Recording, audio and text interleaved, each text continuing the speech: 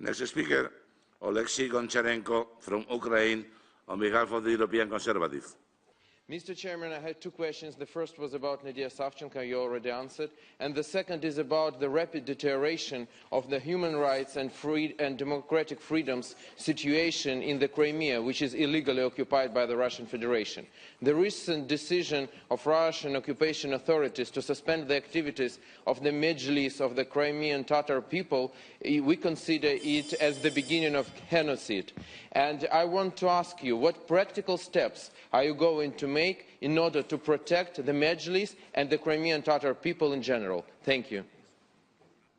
Extremely important question related to the previous one. And of course, we all know that the Secretary General of the Council of Europe recently took the initiative to send a human rights mission to Crimea in response to the decisions adopted by the Committee of Ministers last April.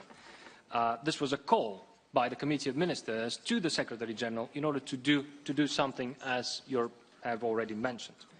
The purpose of the mission was to assess the situation on the ground, not to carry out a full-fledged monitoring visit.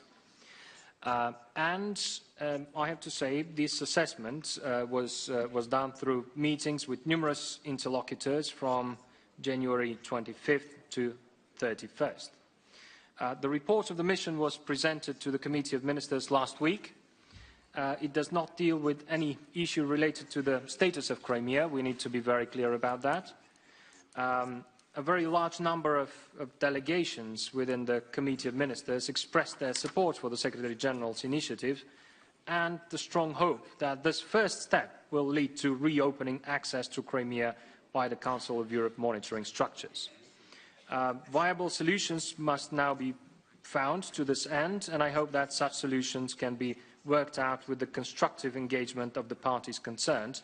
And the Secretary-General, of course, has my full support in his further dialogue with all the counterparts.